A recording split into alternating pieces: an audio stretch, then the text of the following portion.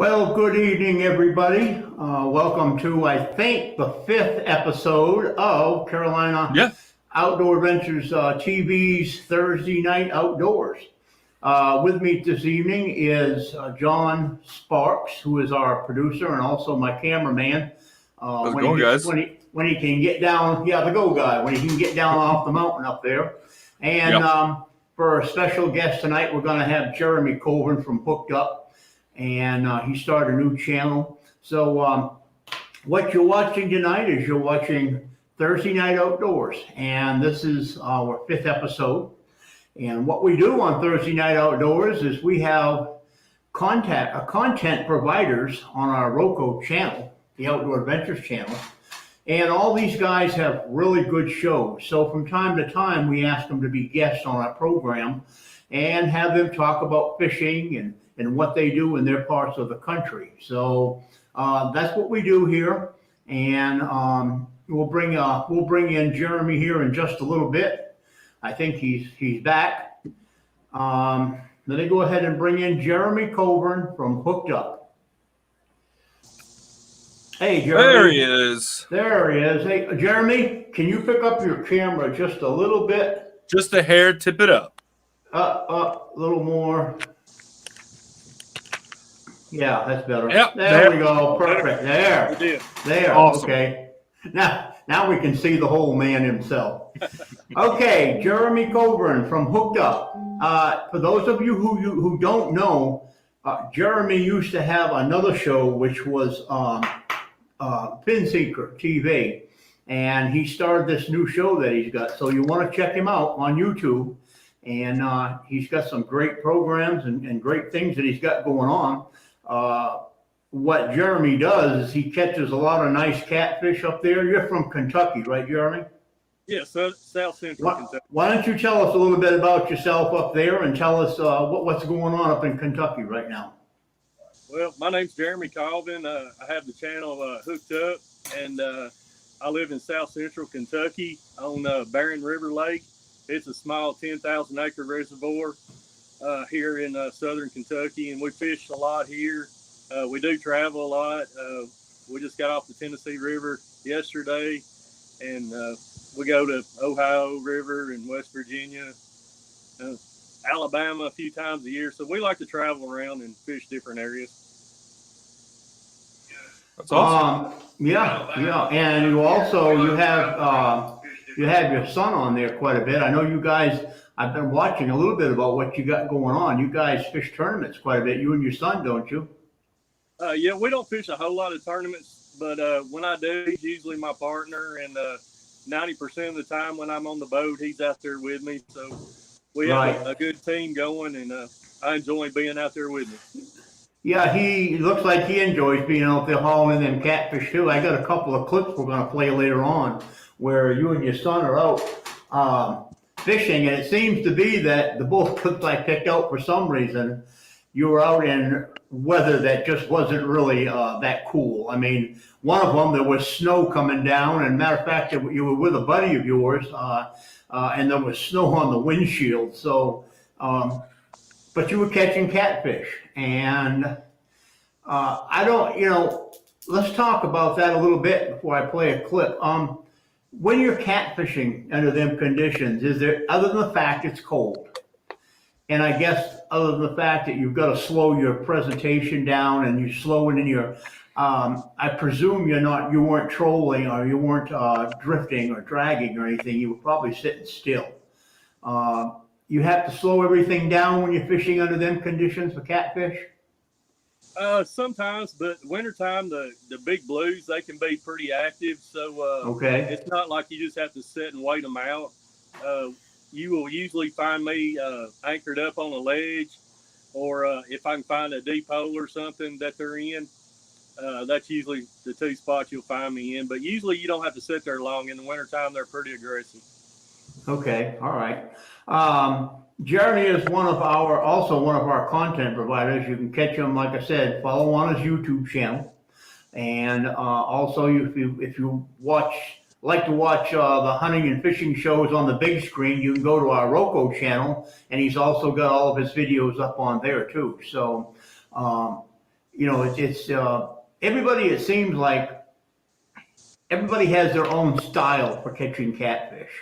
Um, I'm one to try about anybody's style, and it's not what I know when I go out there. It's what I see other guys doing, and just watching some of you guys out there, I've seen some different things that I've never tried before. Like you use skipjack a lot or gizzard shad? I've had a whole lot better luck on skipjack. Have you? Sometimes in the wintertime, the gizzard shad is a little bit better, but most of the time you'll see me using the skipjack. We don't have skipjack down here. You would, huh? What's that, John? That's very interesting that skipjack would be something that you would use to catch a freshwater fish. Yeah. It just seems mind-boggling to me. Well, we don't have them in North Carolina. We're only 2 states away. I don't know why. I guess they never were introduced here. If they are here, I don't know where they're at. But they kind of look like a shad, I guess, wouldn't you say, Jeremy, in a way? Yeah, bigger shad. And it's funny y'all talk about that because here on my home lake in south central Kentucky, we don't have skipjack. I have to travel an hour and a half in one direction or another to one of the big rivers to catch them. But it's still a really effective bait here because the amount of oil and blood and just the scent it puts out that attracts these big catfish. So in the wintertime, when obviously temperatures have decided that they just want to plummet, and you're fishing in that super cold stuff, I imagine that even the younger, scrappier catfish, the guys that are like, between 2 and maybe 5 pounds, are they swimming deep like the big guys, or are they hanging out a little bit closer to the shore to try to pick up some sunlight? How does that work? Well, in the wintertime, when I leave the ramp, first thing I'll do is look for the birds because the birds are going to show you where the bait fish are. If you can find a big group of bait fish that the birds are working, the catfish are going to be right there among them. So those fish will be active fish. They're usually in less than 20 foot of water. Well, they are here on my lake anyway, and they're pretty aggressive. But if you're having trouble finding the bait, I would go to a hole, just like any kind of depression that they can get in, and just anchor up there and try there. It's pretty interesting. Yeah, it is. If I can see the bait working, then that's my first place to stop if I see the shad and the birds. Now, you have to catch this. You catch this. I watched the video here. Like I said, I watched one of your videos. You were catching them on a rod and reel. Is that how you have to do it? The skipjack? Yeah. Yeah. We use I know nothing about them, Jeremy. Okay. For the shad, we throw a net. So I don't. Yeah. This is a learning thing for me. If I had one rigged up, I brought it in here and showed it to you. But basically, what it is, I just use a medium cast or medium action bait caster rod, or you can use a spinning rod. Either one, don't matter.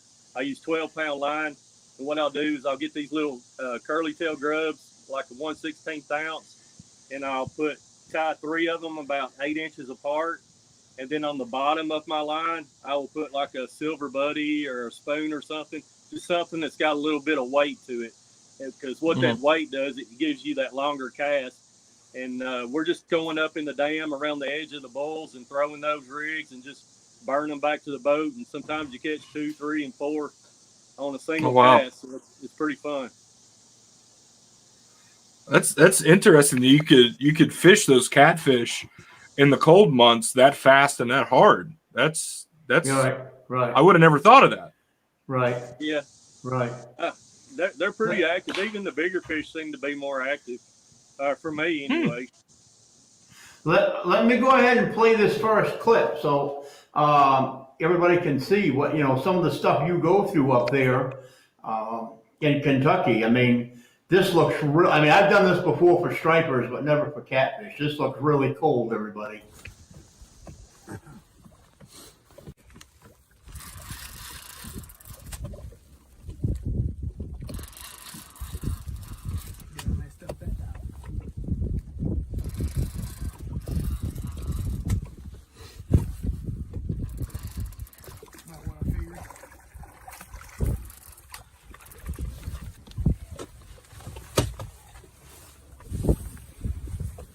decent channel though for here.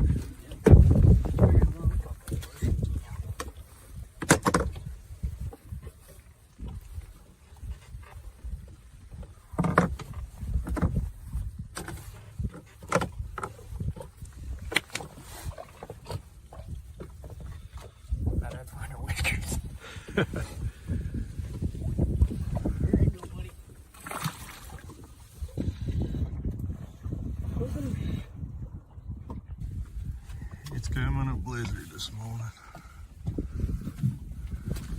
We're the only idiots out here today. Yeah, got the whole lake to ourselves.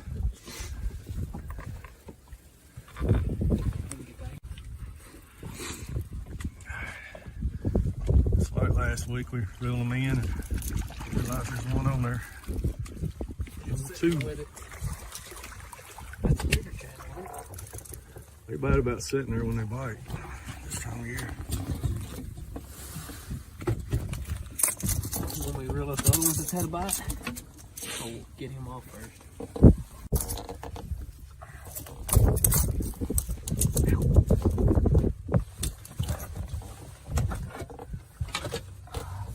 He's a little fatter. Number two.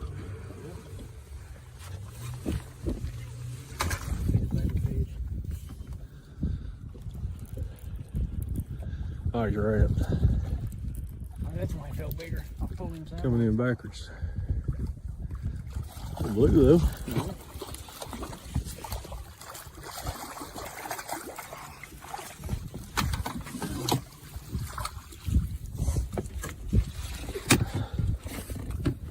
he was jumping in the subway. That's why he felt bigger. What a monster. They're getting a little bigger. Yeah, at least they're getting the right color. First blue.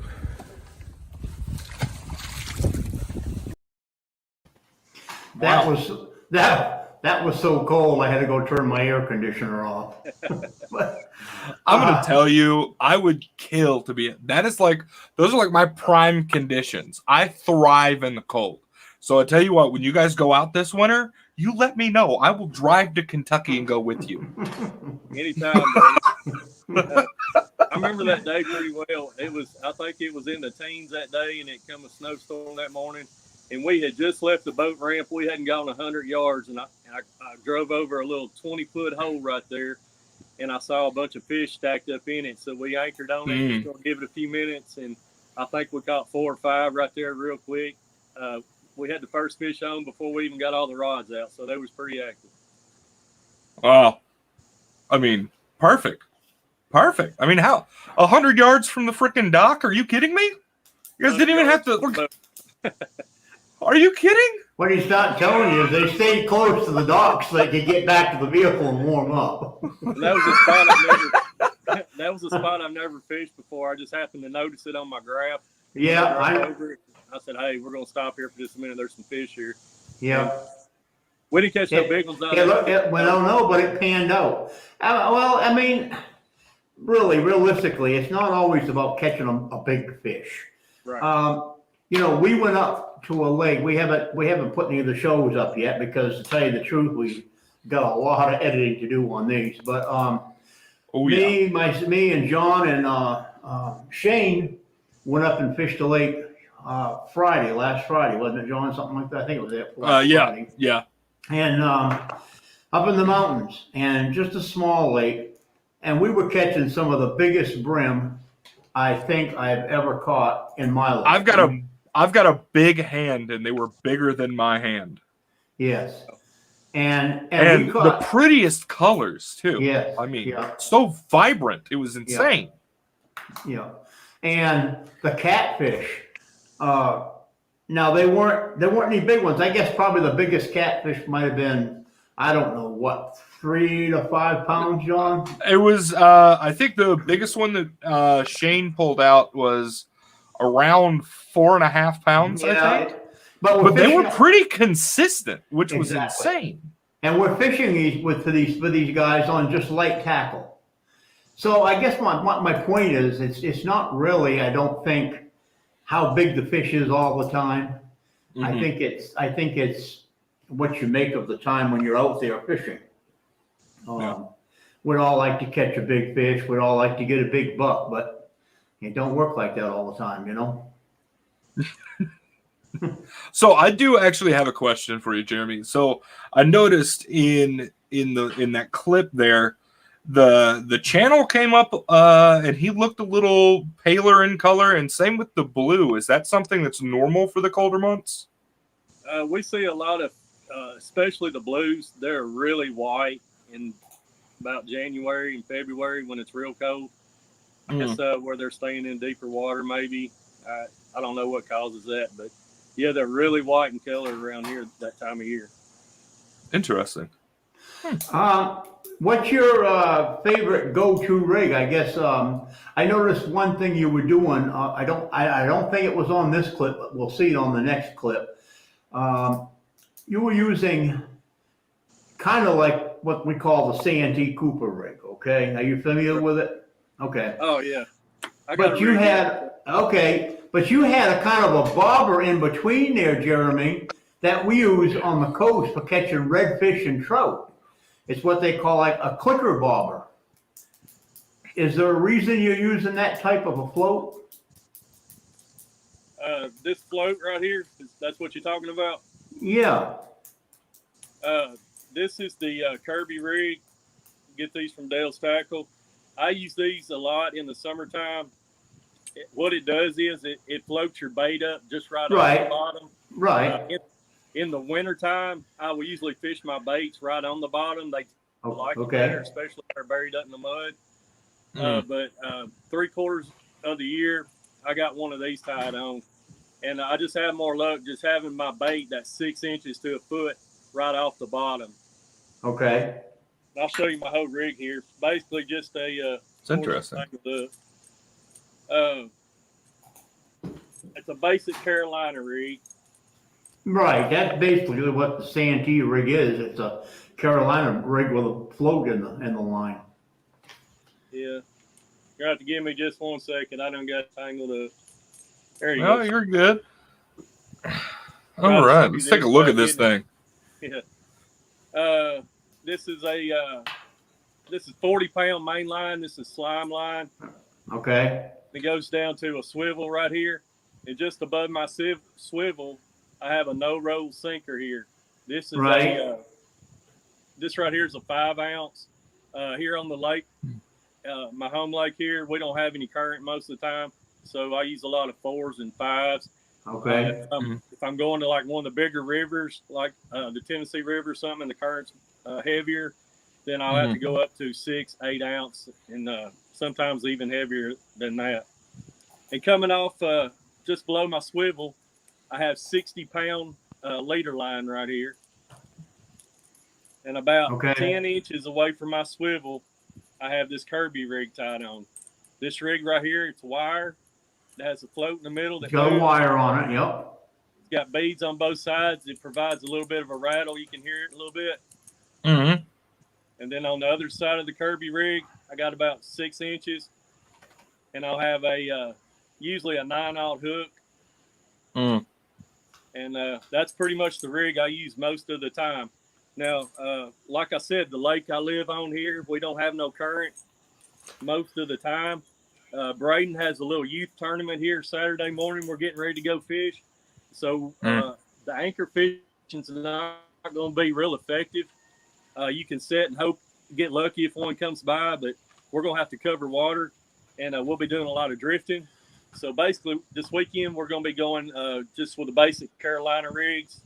We got the sinker, and then we'll drop down like that. And we may add some start dragging some baits, which I have some different sinkers and stuff for that. But we're just going to kind of wing it this week. It's just kind of a fun tournament and see what we can come up with. Derek Marlowe is on our pro staff, and he's got a question for you, Jeremy. He wants to know if are you using circle hooks? Yes, I use circle hooks all the time. Okay.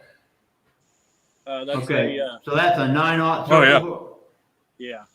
Okay. Yeah, man, that setup, you were not losing a fish. At least you shouldn't lose a fish. Most of the time we don't, but every once in a while you will. Well, gets Yeah. tangled around a rock or something, you know. Yeah. We had one This that. These catfish are way too smart, and it bugs the crap out of me. Yeah. Yeah. We had one got hung up in a tree here Friday, and I thought for a minute John was going to go in the lake and get him, but he didn't. But Hey, Shane worked tackle's at getting it. expensive. Shane worked at it, and John pulled the tree up, and they finally got the catfish out of there. But anyways, that's persistence. I think I just broke him off. But anyways, Yeah. There's a number of times where we had some incidents where we had to swing the boat over and pick trees out of the water to just get the hook free because yeah, stuff's expensive, man. yeah, it is. But especially now that float that you use, and they use that at the coast a lot. I don't know if you're familiar with it, but when we go down there red fishing or trout fishing with live bait, and they tell me the people tell me the reason you use it because it imitates shrimp. Because you jerk it every once in a while and it will click, makes a clicking sound like shrimp do. So I know it's real effective. I don't know how it is for catfish, but I know it's real effective on saltwater species. Yeah, and something else I'll do in the wintertime, right below that float, I will add some, what do you call those little rattles on it, the ones that spin? Mm-hmm. Yeah. I can't think of what they're called, but anyway, I'll put a couple of them on there just above my hook right there, and it gives you just a little bit more sound, and that rattle imitates the shad and everything. And so I use that a lot in the dead of winter. There's a question from Alan Boone. Can you see it? Do you prefer the flat sinkers over the normal round sinkers, and why? I do. I have both. I use the no-roll sinkers. If you're fishing current, that's what you want, the no-roll, because it'll lay flat on the bottom. Right. Whereas your bank sinkers, if you throw them out in that current, a lot of times they're just going to roll around, and your bait's just going to keep going and going. So the no-roll in the current is what you want. Yeah. If you're fishing no current, the regular bank sinkers, they will work fine. Yeah. Yeah. I like the barrel. I like the barrel sinkers if I'm drifting. I mean, a lot of guys. I know John Jeffcoat. He uses them. The ones that are. You might even use some of them. The big long ones that like they're made out of paracord. And they got weight in them. They work good, but I just kind of stick with the darn barrel sinker. I just feel that sometimes they roll over logs and stuff better. But I do like them kind that you have. And I'm kind of experimenting, trying to figure out which one works the best when you're drifting. And I really think them flat ones actually work better in a way. I think they slide up over stuff better. Yeah. I don't know how big those barrel sinkers go up in weight. It really don't matter. Like, I'm going to be drifting this weekend. I've already got one tied up here. That'll be the rig I go with. But they do the same job. As you just want those baits to stay straight down. You don't want it to get pulled behind the boat if you're drifting. You just want that bait to stay straight down so you can have that bait real close to the bottom. Okay. Well, you actually are doing a different technique of drifting than a lot of the guys on Sand Deep do. I mean, I know a lot of guys will do that. They'll tight line over the boat. Okay, that's how we striper fish up here. Right. But a lot of guys they'll let their lines, and I do a lot. They'll let their lines drag on the bottom. I mean, they'll cast out. Okay, what we do is we'll cast out 25, 30 feet and go right to the bottom and lock your rod down, your reel, and just let them lines and them rods pump as you're going. What I find happens is it stirs up a lot in the bottom as you're going along, mud and stuff, and I think that attracts them also. I think it's a big agitation for them. I think that's because catfish, a lot of times, the bigger ones tend to, what I've noticed, they tend to kind of be opportunistic. If it comes across their face, they'll eat it. But the younger ones, if you piss them off, they're going to bite. So, Right, I mean, right. I think that's probably something that's really, that's part of the allure to kind of dragging along the bottom is Right, opportunity and possibly pissing something off. right, right. I Joe don't wants have to one here. know. Go I ahead. don't have Go one ahead. here with me, but if I'm what I would call it dragging baits. Anytime you're pulling them baits behind the boat, I consider that dragging, and I have a different weight for that. And these weights, I don't have one here with me right this second, but they're about the size of a pencil. They're thin. You get them 6, 8, 10, 12 ounce, whatever.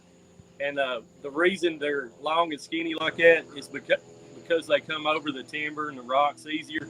Like if you try to drag these bigger sinkers like this, they're going to hang up 10 times easier than those long skinny ones like that. So Yeah, that makes sense.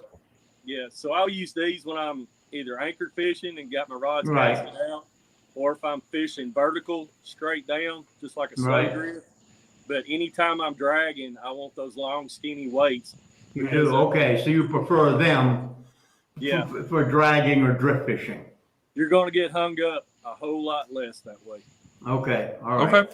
All right. Joe here, he wants to know if anybody, I can say no, as far as I'm concerned, ever caught a catfish on a cane pole. I don't know if I even want to battle a catfish on a cane pole. It's I know what it it's was not as like fun on as it sounds. I know what it was like on the light tackle here Friday, so and that was quite thrilling, even though they were only 5-pound catfish. Oh, but they fight like crazy. Oh yeah, and you're catching them on what you crappie fish with, so or what I would crappie fish with. But every spring, I do a whole lot of crappie fishing anyway. And early spring during the pre-spawn, you'll find me spider rigging for these crappie. And if you don't know what spider rigging is, it's the long rods, the 10, 12, 13 footers. And you got them spanned out across the boat. It never fails. At least one time every spring, there's going to be a 15 or 20-pound blue that wants to bite my minnow on that really light, long rod. And you talking about a pot. And, of course, it's going to tangle up everything, every line you got. So. Oh yes. Yeah, there's nothing. Well, to answer the question, yes, Joe, I have caught a catfish on a cane pole, and it is not as fun as it sounds. You literally have to set it and basically just run up the bank as hard and as fast as you can to drag that sucker onto land. It sucks. It sucks. Don't do it. Mental note for everyone. Don't do it.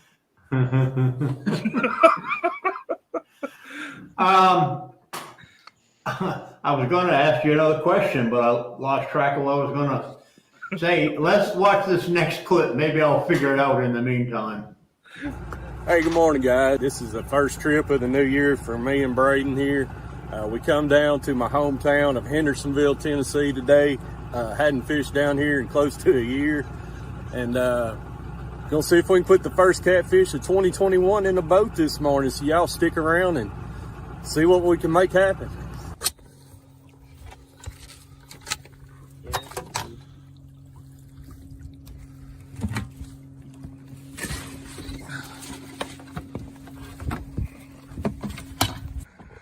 Pretty nice channel right there. About 7 or 8 pounds. He was messing with it for a while before he ever hit it. I just checked it.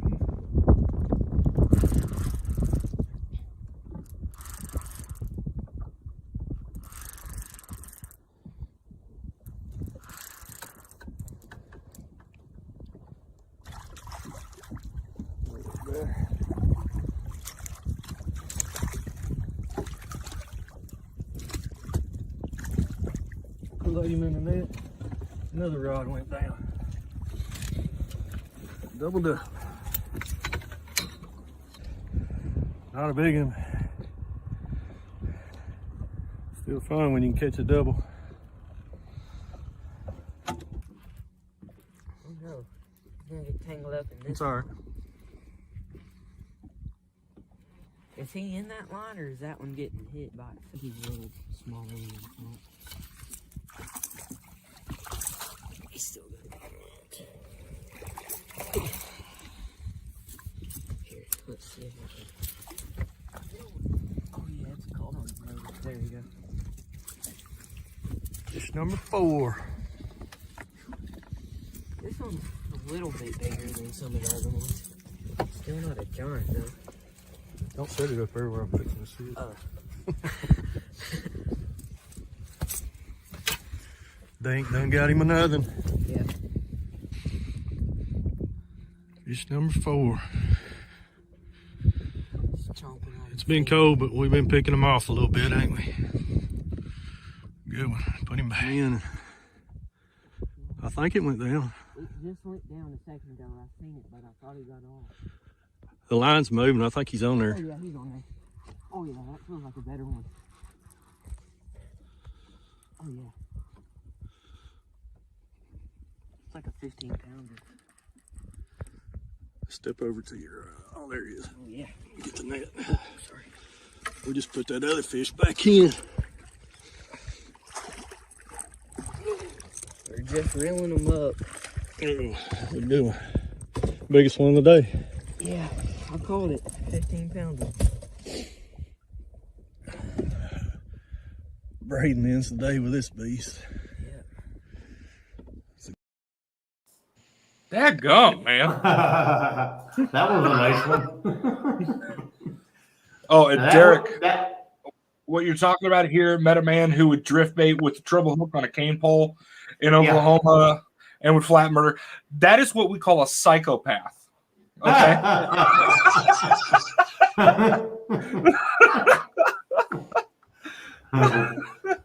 That's asking for trouble there. Jesus.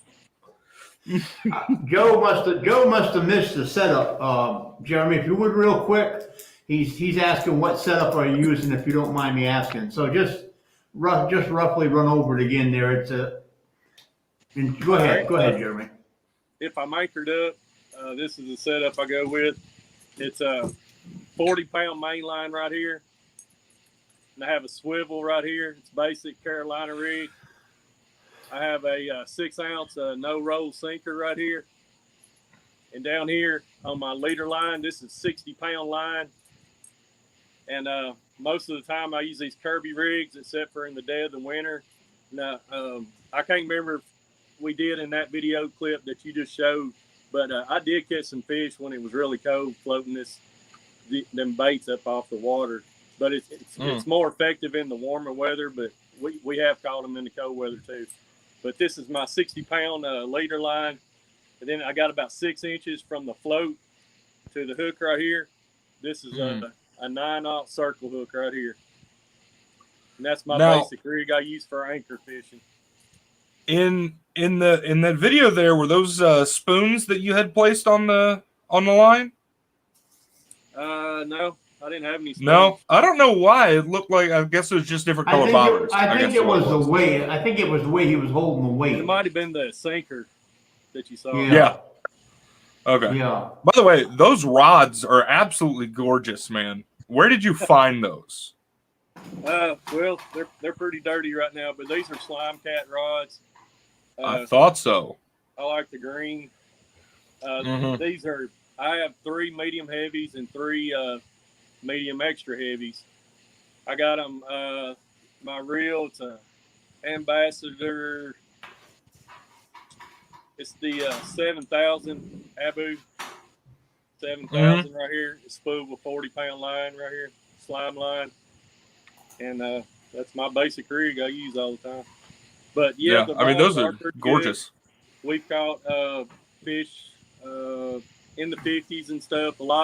We catch a lot of 40-pound fish here on my lake. But, when we go south to the Tennessee River and get into those 50-pound fish, these rods have no problem. That's beautiful. Love it. Alan's got a good comment right there that he just made. Can you read it? Just a comment about the colors being more vibrant now than in the cooler months. I believe that's due to the water pH being more alkalinic in warmer months and being more acidic in the fall, winter months due to acid leaching out of the falling leaves. That's actually pretty good. I guess Like there's more, like there would be more tannins in the water. He's going back to our brim and stuff. I believe. Kind of, yeah. Yeah, possibly, yeah. I think that's what Alan's talking about, because we mentioned about how you had mentioned how colorful and how vibrant them brim were, and that must have something to do with it. Because I know some catfish, they'll be just as clean and bright, and some channel cats, their spots will pop, and then you get others that are just pale and just don't have any color at all. These videos are a perfect example what Jeremy's doing out there, pulling in the colder months and seeing some of the paler looking cats in the winter months. Yeah. If you notice too, if you catch crappie in the cold weather, most of the time they're not going to have that pretty color pattern on them when you catch them. They're going to be really white. And if you put those fish in your live well and look at them again 15 minutes later, it's going to look like they'll change. Yes, all the spots. That's crazy. Come out. So it's kind of a shallow water, deep water thing, I think. Yeah. Intriguing. I'm gonna tell you something. I don't know if you'll believe it or not, but I've got a big. Well, I don't have it going right now, but I have a big 200-gallon aquarium, and I don't keep regular fish in it. I'll go and catch brim, and I'll catch a few small crappie, the small ones, and that's what I'll put in my aquarium. Okay. And I've watched the crappie in there actually change color. Have you ever seen or heard of that? I mean, I'll watch a crappie, a silver crappie, and turn around a minute or two later, and for some reason, he'll be almost black. I've never seen anything like it, but I swear I've seen it. I know that the sunlight plays a big factor in that color change. Maybe your aquarium's getting more light at a certain time of the day or something. Maybe. You could be right. I never looked at it like that. You could be right. Maybe when I turn the light on at night, that's what triggered them to do something, for something in their body to do something different.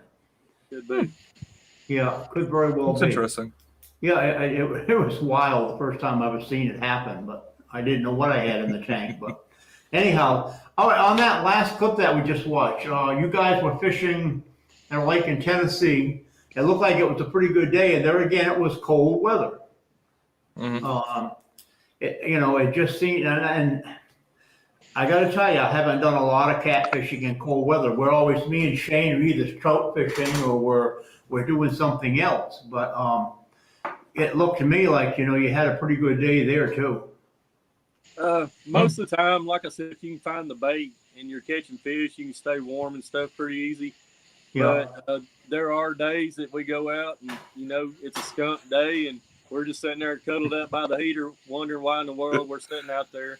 But, I mean, if you can find the bait and stuff or find a good hole where the fish are stacked, wintertime can be a great time for catching a lot of fish and big fish. Let me ask you this, Jeremy. You fish with live bait at all? I don't think I've ever seen you use live bait. Or is there something up in your state that says you can't do that? I have a bunch of buddies that love fishing live bluegill. I normally don't fish a lot of live bait. Okay. But there is a particular time of year, a certain scenario where it does work better here where I live. And that being like if we have a lot of heavy rains and a lot of water washes in the backs of these creeks, muddies it up, and there's a little bit of current. I find that the water way back up in these creeks, if you can get way back up in there, and I'm talking like so far back up in there, it don't even show up on your GPS on your unit.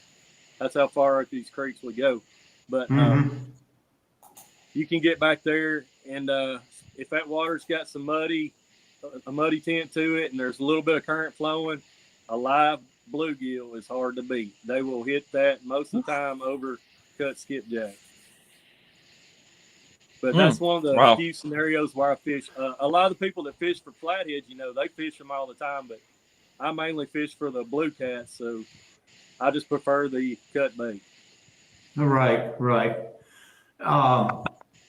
Is them lakes you fish here?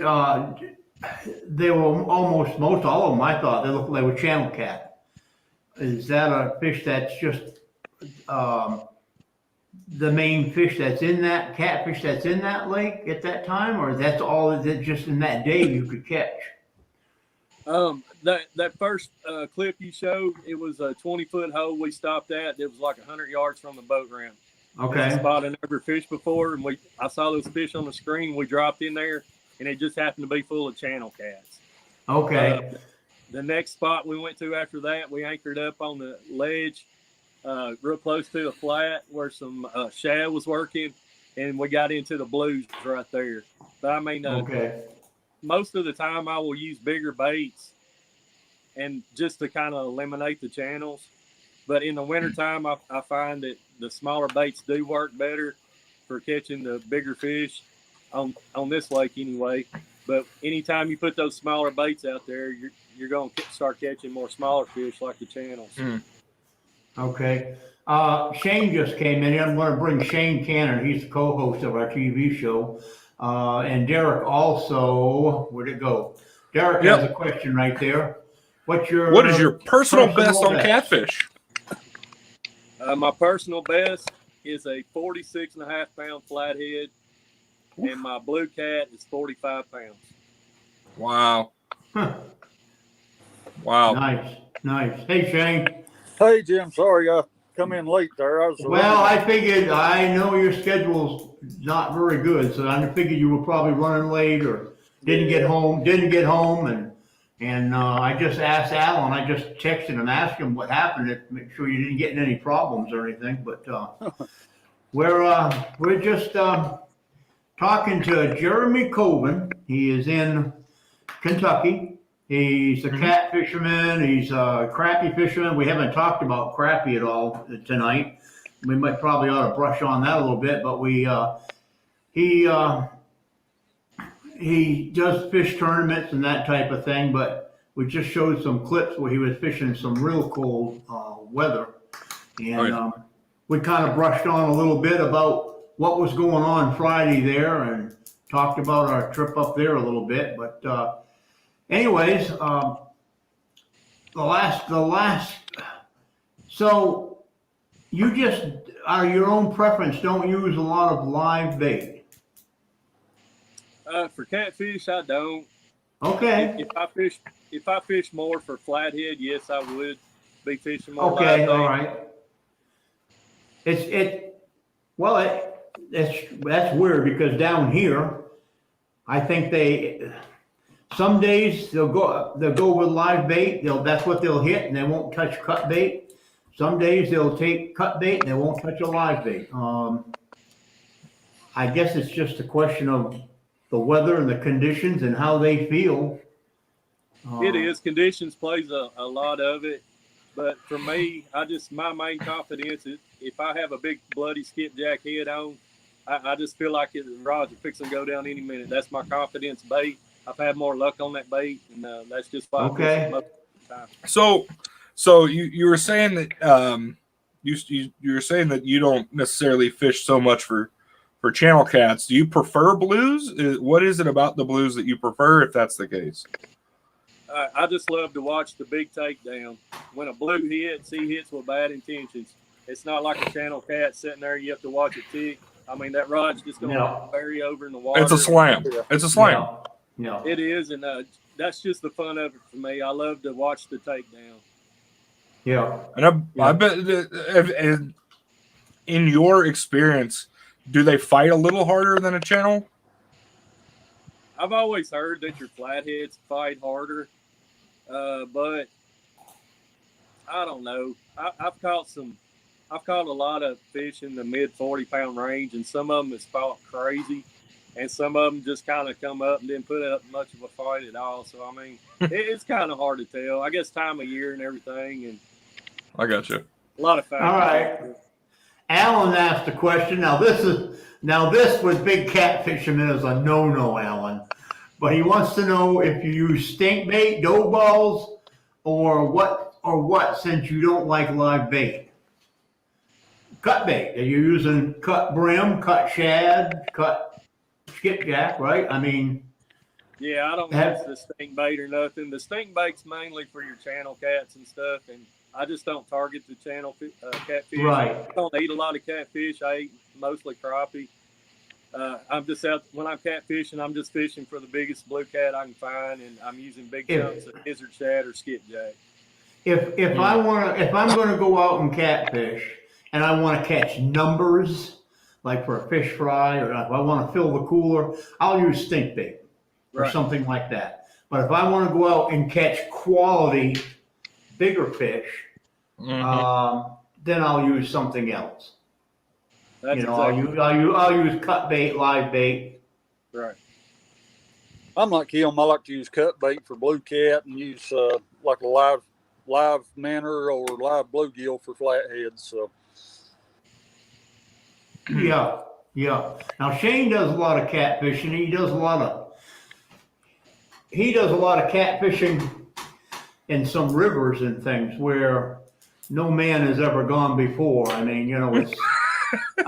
I mean, you would not believe where we were Friday. Okay. If y'all would have seen that lake, I've been sworn to secrecy, so I can't really just disclose the. Let me put it to you this way. The drive-in felt like we were headed into Deliverance. Yes, it did. but when you got there, it was like wow, man. I mean, it was like. I mean, now we weren't catching. Now Shane says that Shane and his son they have caught big catfish there. We didn't that day because we weren't really using big catfish bait, but it was nonstop from 8 in the morning until 5 that night. I mean, just constant. Just one of them days. But we literally the only reason we stopped is because we ran out of worms. Like, that's the only reason we stopped. Yeah, we ran out of worms. None of that, but I couldn't keep up. I did a little thing on one of the live streams. I have a 4-hour battery for our video recorders. We were catching them so quick that when I ran both batteries down, I couldn't charge the other battery on the boat fast enough to keep up with filming fish. It was crazy. It was crazy. I mean, unbelievable. But as well as I do, that's just some days it's like that, and then some days you couldn't catch a darn fish if you had to. You throw a $20 bill in the water and it still wouldn't work. But but Shane does a lot of fishing. What did you say? You got like an 80-pound channel cat out of that lake, Shane? no, that was a flathead. It was a flathead. Yeah, I caught a 56-pound blue. Out of that lake? Yeah. Okay. All right. Jesus. What was you using for bait? I was using cut bait with blue, and I was using live bluegill on the flathead. Okay. All right. So there we go. I mean, it goes back to what really is the best bait. To answer Alan's question again, what really is the best bait for particular fishing? Okay, like for Shane was actually just drifting using his son underneath there just to catch. He was using his son as bait. it's that kind of catch by feel kind of thing. Yes. No, he didn't. He didn't take us to the lake blindfolded, Derek. We were just swore to secrecy. Okay. And don't worry, I couldn't get back there if I wanted to. Oh, I could. I GPS'd it. Now you're playing dirty. Yeah. Now you're playing dirty. Well, I mean, I am going tomorrow, and I found the kayak I want. I'm going to become a kayak fisherman. I'm going to get it tomorrow. Does this mean that I have to get a kayak so that I can film all this? Well, it's that, or you can run along the shoreline and chase us around. Do I look like I run, Jim? No, you don't.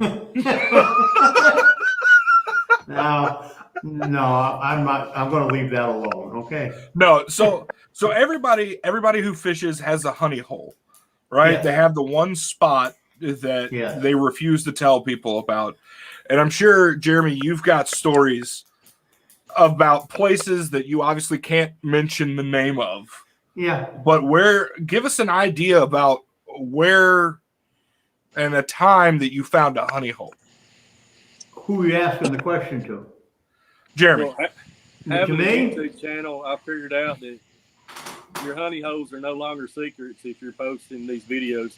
It's very Yeah. hard to not show something in the background a lot of times. Yeah. And I posted videos at different areas that I fish at quite a bit.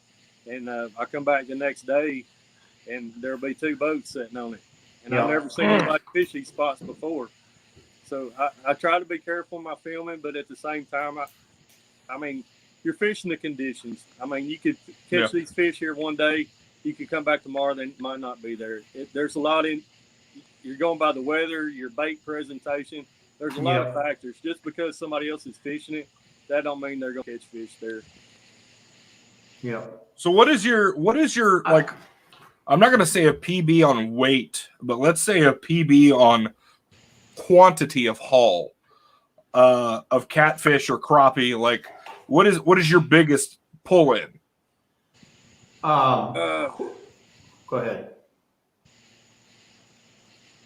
I'd say in the wintertime, we've had some trips where we caught a lot of fish that day in the mid-20s and stuff. So we've been over the 200-pound mark a few times for the day. Wow.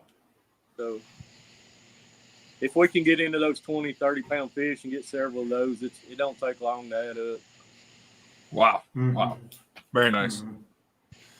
Now you say winter time. I guess when you're fishing winter, you got to find the really deep pockets in the rivers or lakes or whatever, and maybe fish the deepest places you can find. Yeah. Yes, I would say so. I usually look for the holes. But like I was telling these guys earlier, the first thing I will do in the wintertime is go find the birds, see where they're working. If they're working the shad, there's usually catfish right there. That's a good place to start. Up on the flats, the channel edges, just look for them birds working the bait fish, and usually the blues aren't far behind. Okay. If that don't work, then I go sit on the hole somewhere. Right. Do you eat bigger catfish, or usually keep the small ones? Myself, I prefer the smaller ones.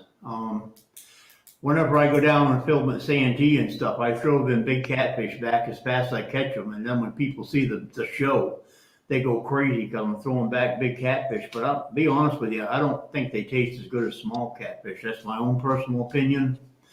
If I'm gonna keep any fish at all to bring home for a fish fry or whatever, Derek, what we caught Friday is about the size I would keep. About, I don't know, a couple pounds somewhere. They make a real nice fillet, and it just seems that the meat is better. Now, all you guys may have a different opinion on that too. Not me. If I keep one, it's going to be 2 to 5 pounds. Yeah. Well, I mean, you guys heard me on Friday. I kept saying that's a sandwich. That's a sandwich, and that's my way of saying that I would take that home and turn it into a sandwich. Right. Like I'm not taking home anything bigger than 5 pounds. You know, I'm of the same mindset that it doesn't quite taste the same. What about you, Jeremy? I'm kind of like him, that 2 to 5 pound range. If we catch a channel cat, I usually don't eat a lot of catfish, but my son, he likes to fry some up every once in a while. So I'll let him keep those channels. If we catch some smaller blues, I tend to just turn them back, man. I just love catching the blues, and I want to practice conservation and everything and let these fish grow, catch them when they're big. Yeah. So that's just my preference. Now, if it's a crappie that's 10 inches or bigger, he's had a bad day. He's going. Yeah. But I love what you said there about the conservation. You know, that's something that I think needs to be talked about a lot more, and I'm sure you guys can agree. Right. Is just because you catch it doesn't mean you have to take it home. No. Okay, if it's small, let it grow. If it's big, let it have more kids. Okay, like that's the only way that we're going to keep these populations growing, so that, you know, our kids, our grandkids, their kids can all get out and truly enjoy the art of fishing, because it's not just a sport, it's an art. I mean, there's a million different ways to do it, and it gives you, honestly, it gives you the same emotions. You know what I mean? You know, I don't know. I guess out of the group, I'm probably the oldest one here. But anyways, no comment, John. But anyways, you know, I remember back when I was a kid. Okay, that how we used to fish back then. Fishing has evolved and changed so much since I was 12 years old. Okay. I mean, you know, it used to be you'd get in a boat and you'd go out and you'd look and you'd say, well, that looks like a good spot over there, and you should fish it. And if you didn't catch anything, you might try another spot. And if you didn't catch anything, well, they're not biting today. And now with depth finders, you know, you had your flashers, and then you had your LCD graphs and stuff that they came out with, and the technology now, all the way up to your live scopes, is so technical now. Fishing has just become so technical now that I'm going to tell you, it's hard for a fish to hide. It really is. And like you said, you know, fishing has become an art. It's become a quest. It seems like anymore. Mm-hmm. Yeah. What's this? We got another question here. Alan, also, is it tradition fading away fast? Yeah, well, yes, it is fading away fast. Video games and technology. Yeah, well, probably, Alan. I think we should leave that for another live stream. You know, which is why we need to take everything away from our kids and take them outside. Well, yes, you're right. You're right. I'm always impressed when I see, you know, kids like yours, Jeremy, and things like that, you know, when they're out fishing and stuff. You know, there's this, it's a sport that we got to keep alive in the youth, hunting and fishing, because if we don't, it's going to fade away. That's for sure. But, anyways, let's real quick. We're about running out of time here. I don't know where it went, but it did went. But let's talk real quick a little bit about crappie fishing. What can you tell us about crappie fishing up your way, Jeremy? I just put out a video a week or so ago on summertime crappie fishing. I tell people all the time it's funny because when you hear people talk about crappie fishing, everybody's talking about catching them in the springtime when they're shallow and they're easy for everybody to catch. But summertime is one of the most predictable times you can catch these fish. In most of my videos in the hot weather, you'll see me fishing channel edges with like lay down trees, something that's visible, or I may have a underwater brush pile that's, you know, in deeper water, and these fish will stay in all that kind of structure just all summer. And the reason they'll stay on it, like on these laydowns on the channels, is they can move up and down in the water column, and they got cover all the way up and down. Right. They don't have to travel very far. It's an easy way to catch a lot of fish. If the water's less than 16 foot deep, I usually don't stop. 16 to 24 foot's what I'm looking for this time of year. And if you can find the brush piles or like a big lay down, like I said, just follow your channel ledges and everything. And usually the crappie are stacked up in there. And what they'll do is they'll hold on these lay downs and brush piles and stuff. And you may go back tomorrow and there not be but maybe one or two fish on them. They'll move to a different one. They'll use these creek channels and stuff and main lake channels, these ledges. And they navigate those ledges all summer long, and they just pull up to different structures and hang out for a while. So if you can find several of them spots, you can have a really good day really quick this time of year. Just in adding to that, okay. I know. Hold on. Adding to that, you know, a lot of guys will say to me, "Well, I'm going to get ready to go crappie fishing. It's crappie season, or it's brim season, or it's, to me, wait a minute. There's no real season on crappie. It's all, the spawn. To a lot of guys out there, the spawn is when you catch crappie. And after that, they don't fish crappie anymore. And the thing is, crappie are still biting. They bite all year long. I've caught them in days like today, 90 degrees out in 35, 40 feet of water over trees. Yeah. It's just adjusting to the seasons for that particular fish. It's the same way with catfish. Same way with brim, all of that, all them species. It's the same way. And people get the misconception that because it's hot, these crappie, they're going to stay really deep and just not be active. But I took some folks last weekend fishing that had never crappie fished, and they caught about 80 or 90 fish that morning from about 5:30 in the morning to about 11 o'clock. And we were still catching fish about 10:30 and 11 o'clock. We just had to go deeper. Exactly. They'll start out maybe 6-8 foot deep at first light in the mornings, but as that sun comes up, they'll just gradually go down in that brush and stuff. But you can still catch them. It was 90 degrees. It was 11 o'clock in the day, and we were still catching fish. So I can imagine when it starts to heat up like that, those smaller fish, they're just, because their bodies heat up so much, they're looking for food so they can have fuel to just keep going.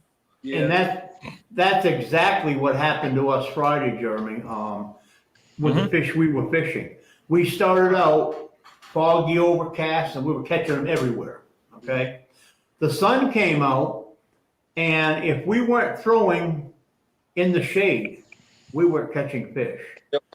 Okay, we could fish in the sunlight, never, when we're going from place to place and never have a bite. But once we got to the shade, then we start getting back into fish. So I mean, you could literally be just an inch into the sunlight, nothing. So most guys, they have to understand you got to be able to adjust out there when you're fishing during the day. There's fish really don't have a season. I mean, am I right? I mean, they're there to bite. You just got to find them. Yeah, they're going to eat regardless if it's hot or cold. They got to eat. They got to eat. All right. Well, listen, we're on overtime just a little bit here, Jeremy. I want to thank you for joining us today. You certainly brought a lot to the table here this evening. Do you have anything else you'd like to say? You want to mention any sponsors out there or anything? Go right ahead. I'm not officially sponsored by anybody. I do work with the guys from Smackdown Catfishing. If you're looking for a catfish rod holder for your boat or for your kayak, they make an excellent heavy duty rod holder. And I'm actually in the process with helping design some rod holders for crappie fishing with them. That's going on these kayaks. That's awesome. Come out, and they're kind of tweaking it right now, and I think we about got it where we want it. So that's a video of mine you'll see coming up. And I've never spider rigged out of a kayak for these crappie, but it's something it's going to be new to me, and we'll have a video out on it here in the next couple of weeks. So I'm looking forward to doing that one. That's fantastic. All right, folks. So if you want to check out Jeremy, please check out Jeremy. Check him out on his YouTube page. Like I said, he just started a new channel, and it's called Hooked Up. And he needs subscribers, he needs followers, he needs likes and shares. So please go to his channel and follow him and subscribe to his channel. If you want to watch him on the big screen, you can find Jeremy on our Roku channel if you have a Roku device, on the Outdoor Adventures channel. So we really appreciate you coming in here tonight, Jeremy. You brought a lot to the table, like I said.